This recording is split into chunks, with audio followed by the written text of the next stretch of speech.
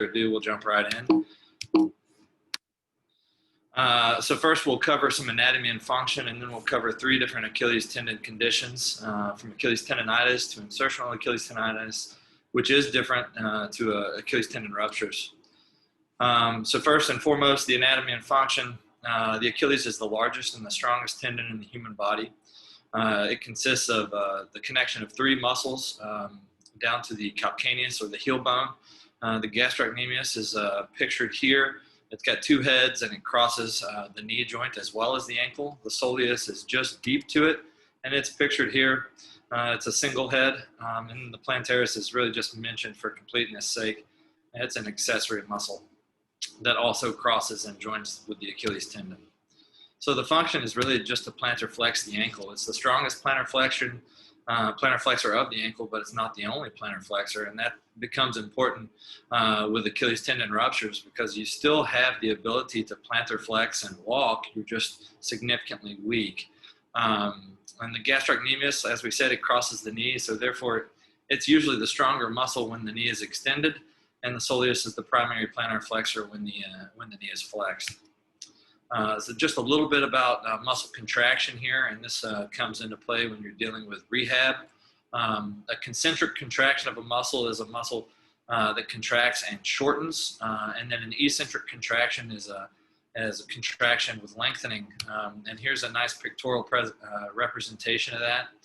You can see if you're going from a foot flat to a toes up position, that you're doing a concentric contraction where the plantar flexion mechanism shortens. And if you're going from up on your toes to a foot flat position, you don't just drop your heel right down on the ground. It comes down in a controlled manner, and that's an eccentric contraction. So just some jargon there for later. So Achilles tendinitis. This is a fairly common condition. It's usually a degenerative problem in the tendon itself. So tendinitis is probably a bad term. It's more of a tendinosis or tendinopathy, but whatever that may be, it is the typical term that is used. It's caused usually by repetitive microtrauma to the tendon itself in an area with poor blood supply. Usually you have pain and symptoms in an area that's 2 to 6 centimeters above the heel or the insertion onto the calcaneus. The etiology is usually overuse. So running and jumping sports, poor blood supply or peripheral arterial disease. Sometimes antibiotics like Levaquin or Cipro can be involved in predisposing you to this, and there can be a genetic predisposition as well. So what are the signs and symptoms? Well, typically it's pain in the area of the tendon just above the heel. There can be swelling, there can be warmth. Symptoms usually get worse with a higher level of activity, and chronic Achilles tendinitis can lead to an Achilles tendon rupture. You can also have some calf tightness, but you can see here in the picture that you have an area of swelling where there's fusiform thickening of the tendon, and that's right where the patient would have pain. So what about imaging? So x-rays are typically negative unless you have a calcific deposit, as you can see in that top image, and that's fairly rare, but it does happen. MRI and ultrasound, however, are not negative for this. They show degenerative changes, and if you look at that MRI scan or that picture from the scan, you can see that the normal tendon is typically black, and above and below that area where it's gray, you've got normal good looking tendon, but right there where it's gray, it's significantly degenerative. So conservative management is really the mainstay of treatment for this condition. If you don't hear anything else I say, then listen to this first point. Don't let anybody come at you with a needle full of steroids for Achilles pain, ever. It increases your risk of rupture, and it's no different with this. Unfortunately, there are still some physicians out there that do some steroid injections for this kind of problem, and I've seen some ruptures over it, and that's a bad thing. So no steroid injections. Activity modification and rest, either in a boot or a cast, can really help with the symptoms initially. Heel lifts can kind of decrease the tension on the tendon and help with symptoms as well. Oral or topical anti-inflammatories can also help, but physical therapy is really the winner here. It has a huge role to play in the conservative management of Achilles tendinitis. There's a cam boot there. It's kind of like a removable cast that we use a lot to calm down your symptoms. You really want to start therapy after you've had some quieting of your symptoms, or else you're gonna kind of have more pain than relief with therapy. But therapy, like we said, it's the main player here. Stretching, as you can see depicted in this picture, is important. You really want to stretch with your knee straight, so you can stretch the gastroc as well as the soleus. And then eccentric strengthening, just like we kind of discussed. So if you're doing a calf raise, so that's a concentric move to strengthen your calf. But if you're coming back down from that calf raise, that's an eccentric move.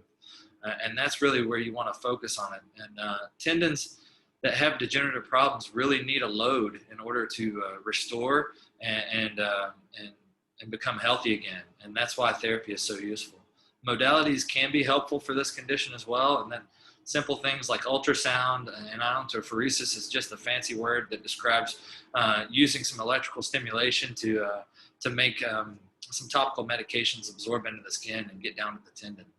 But conservative measures are typically successful in up to 90% of cases of Achilles tendonitis. And so you really don't want to miss out on the conservative treatment here.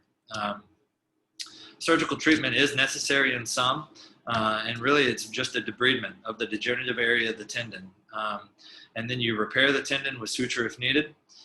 If you have to debride more than 50% of the cross-sectional area of the tendon, then typically a tendon transfer is also utilized to kind of bolster the strength of your repair. And usually the tendon that I use is a big toe flexor that I steal through the same incision. The results of surgery are excellent, but there is a very lengthy recovery process that is critically dependent on physical therapy in the postoperative state for any Achilles surgery or injury. And you'll hear that again. So we'll move on to insertional Achilles tendonitis now. So this is really a distinct entity. It's got some similarities, but it's a completely separate pathologic entity. So again, sometimes it's microtrauma, it's repetitive, causes some degeneration of the Achilles right at its insertion or attachment to the calcaneus. But the bony overgrowth here is different. You wind up with a spur off the back of the calcaneus, and sometimes right off the top of the calcaneus, you can have a big hump that plays into the pain and the symptoms as well, called a Haglund lesion. And I'll show you a picture of that in a minute. So it's where the pathology is located and its bony involvement that makes it different. Usually you see this in middle-aged to elderly patients with a really tight heel cord or Achilles tendon. So the pump bump is usually something that is plays a fairly prominent role, and you can see that depicted there to the right. And that's a big overgrowth of bone with a posterior spur. And you can imagine that can cause some shoe wear irritation with a shoe with a tight back, and it does for a lot of these patients. So you usually have pain right there at the posterior heel at the insertion of the tendon. You can have some swelling and redness. You usually have a tight heel cord with decreased ability to dorsiflex or toes up at the ankle. So the x-rays, in terms of x-ray findings for this, it's significant. You see that spur on the back of the heel, and you see that red arrow is pointing to your Haglund lesion, which is basically just a prominence off the superior aspect of that heel that squeezes up against the front of the tendon and causes inflammation and pain. So both of those, the spur and the Haglund, are two different lesions that cause symptoms in this condition. And the MRI, it can show some variable degenerative changes of the tendon, as well as edema in the tendon and in the bone. So again, conservative management is very similar to what we discussed above, with a few changes. You never want anybody to touch your Achilles tendon with steroids and an injection, because it increases your risk of rupture. Please remember that. Activity modification and rest is a big deal with this one. So sometimes we'll put you in a boot or a cast and really just try to rest this area and give you some relief for 2 to 4 weeks. Heel lifts can help with this to decrease tension on the Achilles. Oral and topical NSAIDs, again, have a role.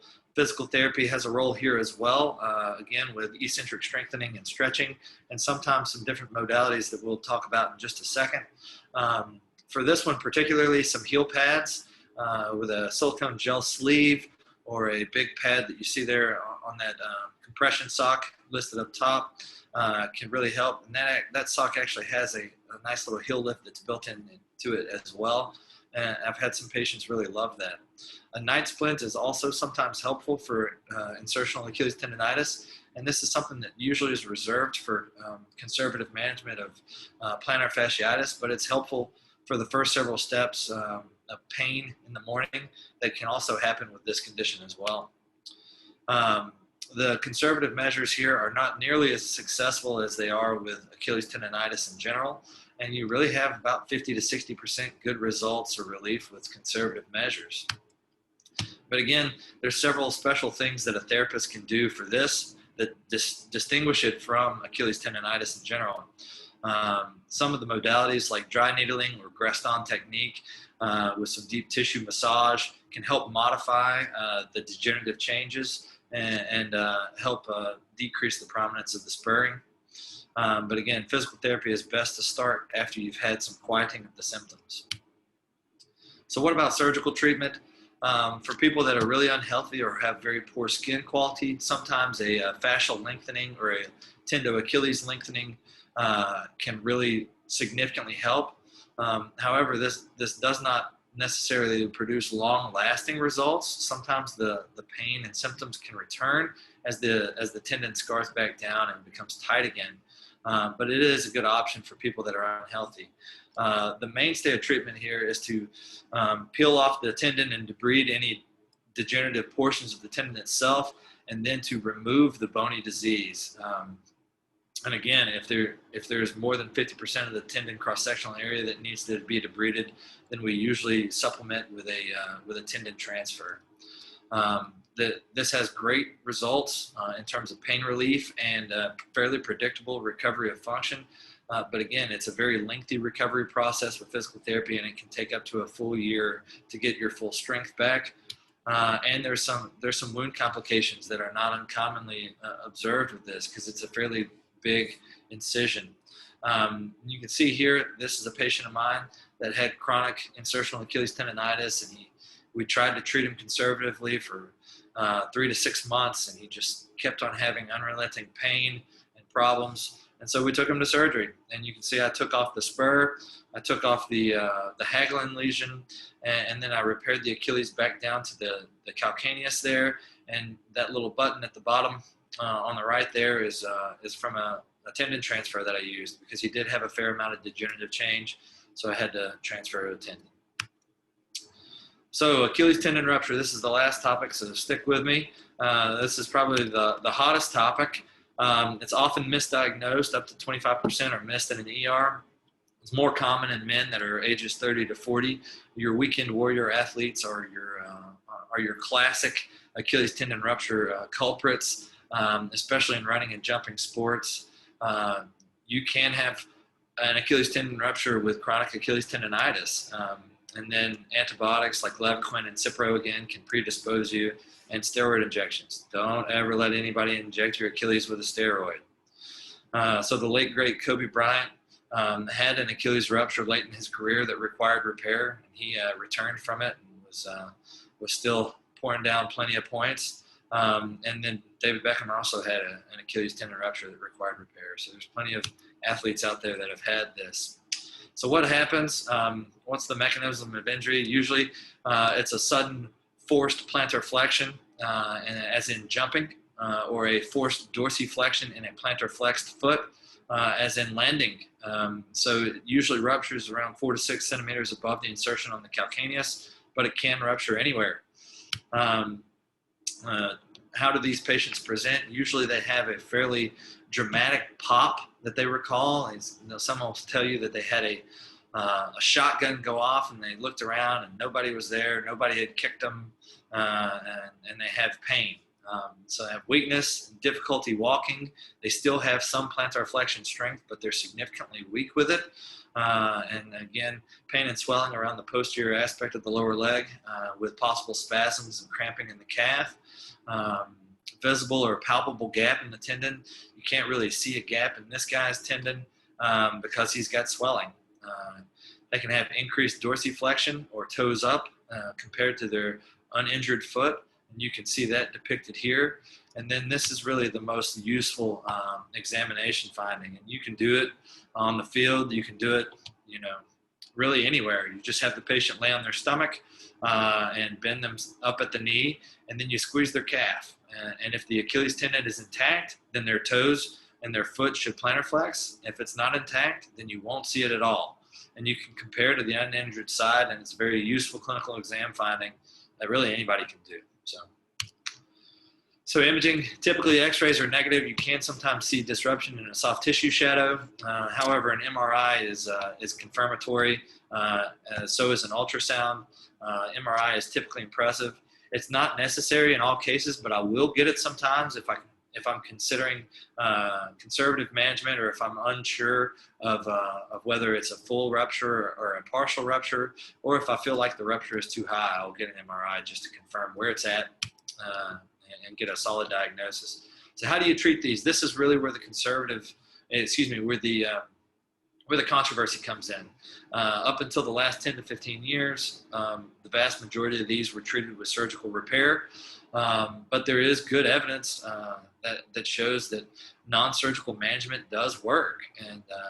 But in order for this to be a viable option, you really have to have several criteria that are met. And one of them is that the tendon edges need to be close together. They need to be about 1 centimeter apart. And then the other one is that treatment should start within days of injury. You don't need to start somebody on conservative treatment for this if they show up to you 2 weeks after they popped it. That really should probably be treated surgically. And the reason being here is that restoration of the length of the Achilles tendon and the length tension relationship of the muscle tendon complex is critical. If the tendon is too long, then when the calf muscles squeeze, then you're not going to get great function. If it's not too long, then when the calf muscles squeeze, it's going to do what it's supposed to do. So it's very critical that you get the length of the tendon right, whether you treat it with surgery or without surgery. So what does conservative or non-surgical treatment look like? Well, typically for me, I splint or cast a patient in plantar flexion with the toes down at about 15 to 20 degrees for about 4 weeks. And I usually keep them non-weight bearing. I then transition to a boot that we saw pictured earlier in plantar flexion with 2 heel lifts. And I gradually bring those heel lifts out and bring them to neutral over the course of a month. Physical therapy is critical, and the full recovery of the strength of the tendon and plantar flexion on that side can take up to a year. There's possibly a higher incidence of re-rupture with non-operative management of this, although more recent literature has questioned this. There's definitely less wound complications, so that's a major plus. And this is really kind of a preferred treatment for people that are sick, sedentary, or have very poor skin quality, or maybe poorly controlled diabetics or heavy smokers that you're worried about a wound. So what about surgical treatment? Well, open or percutaneous repair can be done. I'm more of a fan of the minimally invasive surgery or the percutaneous surgery, but both of them require suturing the ends of the tendon back together. There's more wound complications with surgery, period, but percutaneous surgery definitely lowers those wound complications and has been a big change. There's a possible increased risk of a sensory nerve injury or irritation with percutaneous surgery, but I haven't seen that myself. And then there's a controversial lower risk of re-rupture with surgically repaired tendon. But anytime you have a wound over the Achilles, it's a big deal. And that's because there's not much tissue between the skin and the tendon. So a wound is a problem.